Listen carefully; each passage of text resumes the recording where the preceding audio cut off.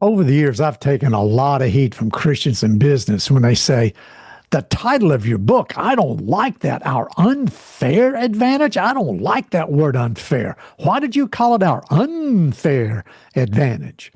Well, let me explain why. Number one, Holy Spirit told me to name it that. Enough said. But number two, let me take just a second.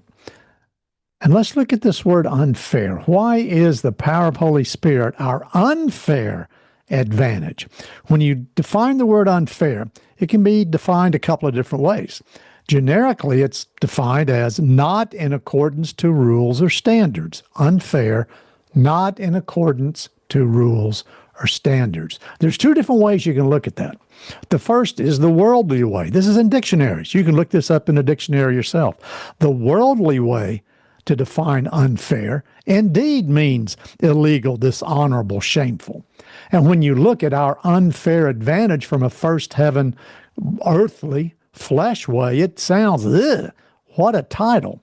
But even in the dictionaries, besides the worldly definition, you'll also find a righteous definition of the word unfair. Did you know that? Yeah.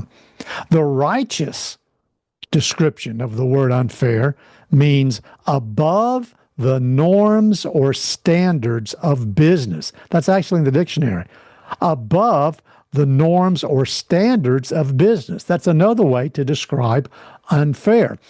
When Holy Spirit asked me to write the book, I really didn't realize that that's what, at least in the first world, what unfair meant. So let me add that now to advantage. What is an advantage? Unfair advantage. Advantage simply means a superiority of position.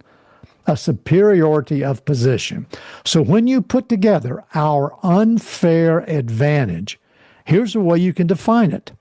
Our superior supernatural position above traditional standards of business. That's what we mean by our unfair advantage. And when you learn and keep learning how to unleash the full power of Holy Spirit in words of wisdom, words of knowledge, prophecy, faith, and so much more that we teach at Dr. Jim Harris Ministries, then you will literally be doing your work above the standards of what anyone would consider normal business. You'll be doing it from the third heaven down.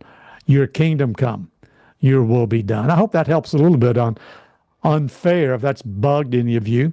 As if it has, okay. But now take another look at it. Our unfair advantage is a superior position, empowered by the power of God, Holy Spirit himself. Hope that helps a little bit.